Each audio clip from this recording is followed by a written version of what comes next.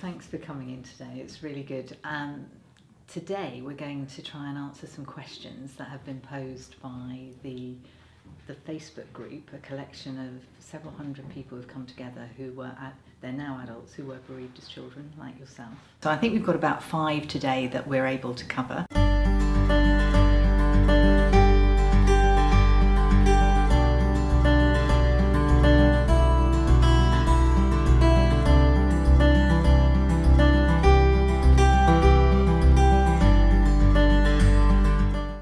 Gosh, this is quite a hard one for me to start with because this sense of exclusion that you feel is very much, I think, how I know my mum felt. That sense of feeling left out, even though the sadness of it all is that people so often are just trying to protect children. The experience is that you feel like you can't be trusted and included, and it is sad to hear that you're experiencing feelings of depression and that it's hard for you to trust other people. But you're only 47. You're 10 years younger than me, and I say it's never too late, and I would really hope that you will find a way of realising that some of those very painful feelings that you experienced as a 7-year-old and then all the years leading up to being 7, because I think, he would have been sick before that, but also the experience that you were describing afterwards, that needs to be made sense of. That there's a lot of rocky memories there that you're holding on to, which is preventing you from doing stuff. It's holding you back. And you might say, well, how do I do that? And I don't think there's any particularly simple ways of doing that. I know for Jo, even Jo, who had the benefits of an incredibly loving family around her, very instinctively careful mother who included you a lot in things. Even you would say you had to renegotiate losses and trust and so on all your life. Is there any advice you would give, Jo, to somebody who is saying, the last line is, how do I actually let go of the pain of grief? He was my world. It's just like your dad was very, I know because you've told me, your dad was very, very crucial in your athletic career, and you do feel abandoned, and especially when, unlike your situation, you don't have any explanation. I mean, I know my mum was brought home from school after her mum had died. Her brother was wearing a black armband, and all she could think of is, was I not good enough to have been brought home in time? Any advice that you would suggest? 47 years old and wanting to move on. I guess what I'd like to say, and just sort of to reassure this person and the rest of the group really, is that what she's feeling is completely normal. That feeling that you've been abandoned and that inability to trust other people and let other people in. I think it's really hard to, when you've been let down or impacted in that way, it is really hard to be able to love someone again and to be able to let someone in and to trust them. And I think for many of my kind of teenage years, I found it really hard. There were other people, some of my friends that would have boyfriends, and I found it really hard because I was scared of being hurt again and being let down. So I relate to that independent streak that she talks about, this lady in this question. And I guess I was fortunate that I actually spent 3 months travelling with my now husband, and so it was either we get on or we part ways. Probably through kind of quite extreme circumstances, I trusted him and he showed me his vulnerable side and I showed him my vulnerable side, and we got on and things went well. But it kind of was me being able to take that first step and show the vulnerability and actually realise that a lot of other people are vulnerable as well. And actually when we show that and we're open and we're honest, then other people will show us that in return. So yeah, I think there's always hope. Like you said, it's never too late. And just knowing that you're not on your own. You might not have met other people in your exact same situation, but a lot of people have been bereaved in childhood, as we know. And a lot of people will understand how you feel, and they'll understand with those emotions and what that means. So I'd like to, I'm going to call you Rita. I know we're not using real names today, but I'm going to call you Rita. Rita, I'd like to suggest a couple of bits of homework just to get you going on that journey that Jo's just described.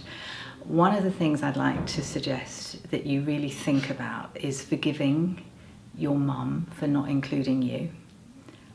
She was doing it to protect you, and I'd love you to write a letter to her, letting her know that you're going to let go of some of that sense of feeling excluded. I know it sounds bonkers to write a letter to your mum because she died when you were 24, which is also very, very young as well. But I think it would be lovely to write a letter to her. And then I'd like you to do something maybe for your dad if you feel you can. Winston Swish have got some lovely cards called Little Box of Big Thoughts. And all they are just tiny little sentences that you can complete. So it might say, I love you because, or I regret, ... or remember when, ... And I would like you to just make a set of those for yourself for Christmas. You'll probably cry more than you will laugh at first, and sometimes you might even feel anger or whatever, but just try to be kinder to yourself and to let go of some of the really painful feelings of exclusion. And it's never too late to do grief work. We call it grief work, and at Winston's Wish we're so happy that children can do it. It would have been so much better if you could have been able to do this when you were 7. And I feel sad that we had a society that didn't value children in the way that I think now they are much more valued. It's still not perfect, and Winston's Wish still has to work really, really hard to raise funds to try and meet the needs of children in this generation. And it's desperately sad that it was as bad as it was for you and many others who are on the Facebook group. But I do hope that Jo's words of encouragement and hope and those 2 little bits of homework might just help spur you on a trail to maybe also think about investing in meeting somebody who can help you. A question is going to come up later about how you could meet people and have sort of maybe some support and counselling, and we'll talk about the different ways of doing that in a moment.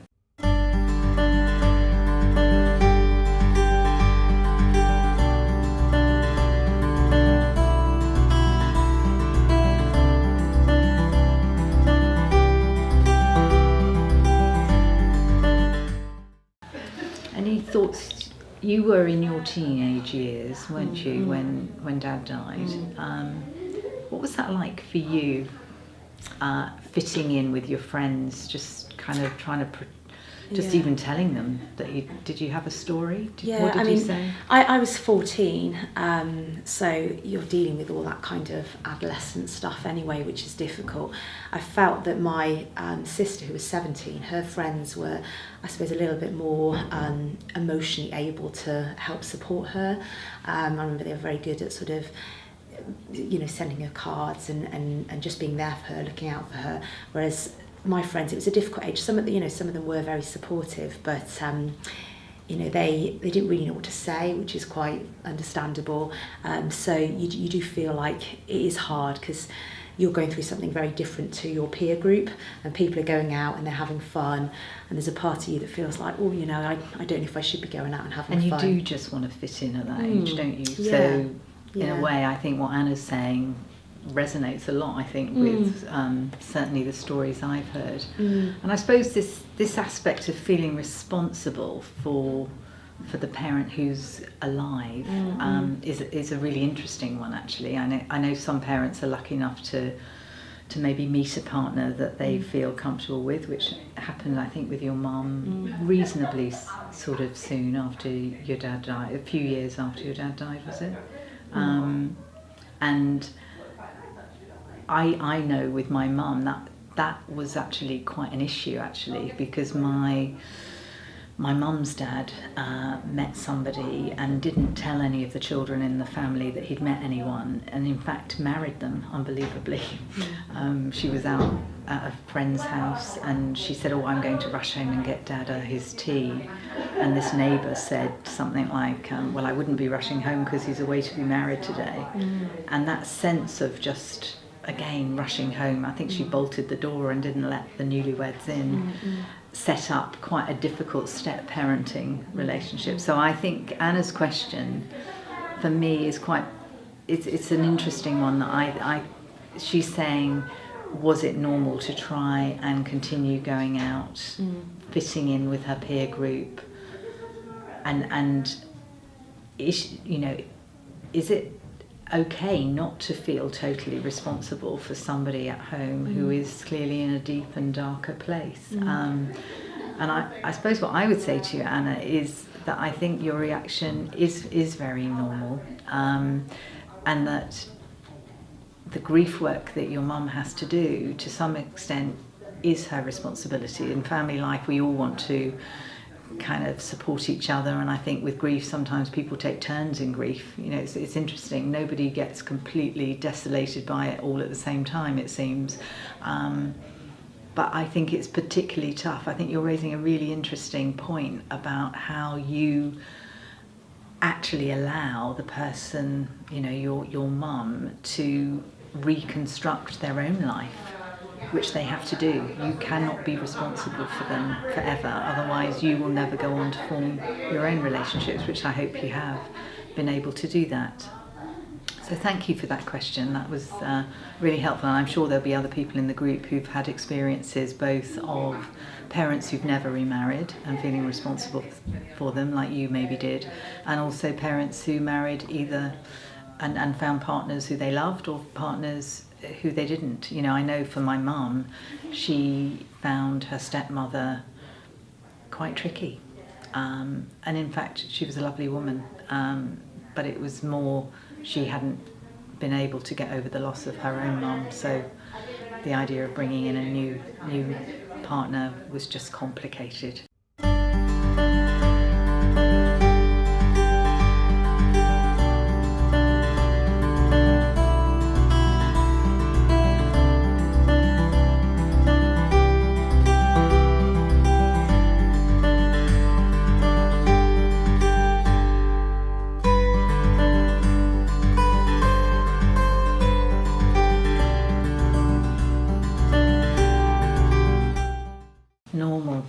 Normal. It's a difficult word for me, normal, actually, Sarah, because I prefer the word natural. So I think what you've described is natural. There is a couple of things that I feel are quite important in helping you on what is a very natural journey. And for me, natural is peaks and troughs. So I think you renegotiate grief as you get older, as you go through different times in your life. Sometimes things happen just out of the blue and suddenly you're catapulted back into a very emotional state. One of the things I do feel that helps people to navigate that normal journey, that natural journey of swampy ground, is to have a really, what I would call, robust story, so that you can have, I suppose, thinking partnerships with other people about it. And the difficulty with talking about tough stuff is that often the person you're talking to, they become emotional. So this is just a tip that I would encourage anybody to think about, is to try and find for yourself a really robust story. And just, if I can pick up on one question that came up, one word that I noticed in your question, which is, you said he passed nearly 15 years ago. And this sense of, we do use these acronyms around grief, very readily in society. And I would encourage people to try and say, my dad died nearly 15 years ago, and this is how he died. And to just try and find a very straightforward way of communicating the facts. And then the person who you're having that conversation with will think, oh, Sarah's okay with this. I can be curious about it. I can ask a question back. Because what tends to happen is that if you become emotional, which again is natural, sometimes people think, oh, I better stop talking about this. It's not a safe topic, or I'm not quite sure what to say. So the more confident you can become about your, what I call anchor story, using words like died and just a little description of how that happened, that will mean that you'll be much more likely to have conversations that are meaningful, and those conversations will help you navigate the ups and downs of the kind of grief journey. But I'm going to hand over to you, Jo, now, really, because you've been navigating that for 22 years. I cannot believe it's 22 years. I know. But what would you say about what's normal or natural? Yeah, I think when we try and label that this is normal and this isn't normal, it becomes really difficult. And I think that typically the first few years after a death of someone close to you can be really, really hard, and then you might feel that actually I'm okay with talking about it now. I'm able to perhaps think about some of the happier memories more easily rather than all the kind of the really difficult stuff. But then you hit certain moments in your life, like we were talking about before, like maybe when you become a parent for the first time, or when you're getting married, or when you're suddenly facing exams and you really want that person's support. And then you feel like, oh God, it feels like it's really raw again and it's only just happened. So I don't think it's just a smooth path. It's up and down all the time, and that's normal. And sometimes when you feel, actually, I feel really together, you're driving along and then suddenly you hear a song on the radio and it transports you right back again. So I think what you're experiencing is actually normal, and not being normal is normal. That's okay. I think just being okay with where you're at this moment in time is fine. Thanks for that question, Sarah, and just be kind to yourself. It's a lifelong journey. I think you're never the same.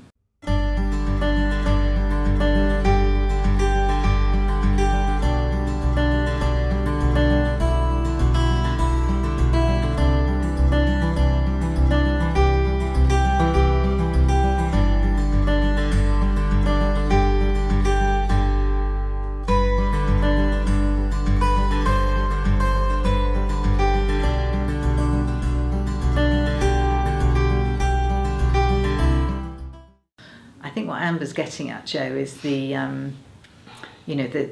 kind of individuals and children who will say they're fine. We always used to have a little acronym for, when people say to you, how are you, are you okay? And you say, oh, no, I'm fine. And we say fine stands for fed up, insecure, neurotic and exhausted. So I think maybe that's what Amber's saying, is people who don't necessarily ask for help or support. Is that fair? Yeah, and I think it's quite common, actually. I think even from my own experience, I often tried to portray to others that I was coping just fine, and just tried to be this smiley, happy person. Somehow it sometimes seems like you're weak, particularly I know boys perhaps feel that it's weak to ask for help. But actually, I guess as a society, we're saying how can we help people to spot the signs. I think some of the greater awareness of mental health problems, I know what the two princes are doing is really good in terms of making society more open to people being honest with their feelings, and actually, I suppose, expressing those feelings so that they aren't bottled up for years and years. And then, I often think, people that are at traffic lights with road rage, or people that are kind of losing it over little things, you wonder what kind of unresolved grief they may have, and how sort of that sort of manifestation of kind of unresolved grief is coming out in different ways. So I guess, it's about, I suppose, how can society help? I guess teachers, professionals working with children, just normalising the whole spectrum of emotions, so children feel it's okay, and young adults for that matter, that it's okay to express anger, sadness, all emotions, rather than feeling that we have to just kind of carry on and smile and just get on with things. And what about you, Julie? What would you say? Well, I suppose I was thinking about the responsibility of society, and I'm thinking about the people in this particular group who, many of whom had no help, and they've had to sort of find their own way through. And I've been very touched over this, when we started out Winston Swish, it was precisely people like this who wanted to make it different for future generations. And I mean, those are the people who built Winston Swish and who continue to volunteer and who continue to fundraise for a better society. I think 25 years on, things are really different now. I think we have a way to go, though. I think we still need a lot more investment, particularly people don't queue up and want to come to some of the things on offer, even at Winston Swish, especially boys. I know with my own son, he had several of his close friends who were bereaved in their childhood, and I saw the way sometimes they closed down and they said they were fine and they didn't want to talk about it. And what's really lovely actually is seeing those young men, as they are now, feeling much more comfortable about constructing their story. So it doesn't all happen at once. It's a lifelong journey. But it's a great question, Amber, because it is society's responsibility to look at how we support children with various losses and deaths and, secure attachments, insecure attachments. This is the future. As you say, the Heads Together campaign last year about mental health issues have never been greater in amongst our children. And what strikes me is when you look at some of the outward manifestations of loss, self-harm is at record levels and so on, a loss or a grief, and particularly a complicated death, is often behind them. But it's a great question because it is our responsibility as a society, and things are moving in a better direction, but there is definitely more work to do.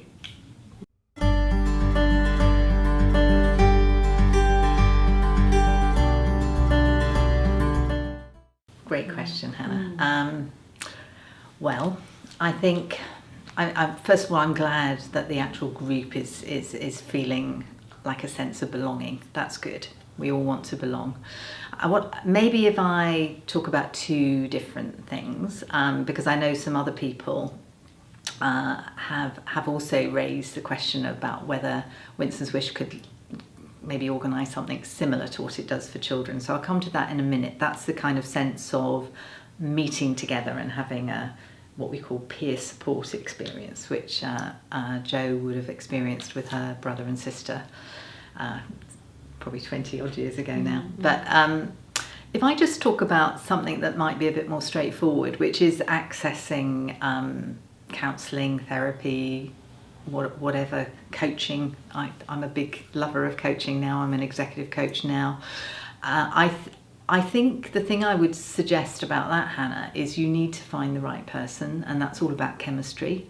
So I would treat that in the same way. If you're going to try and find somebody to work with, I would treat that in the same way as you would if you were accessing any service. Meet with people. When people, I work with business people primarily, and one of the things they do is that they meet with three of us and they decide who they have the best chemistry with.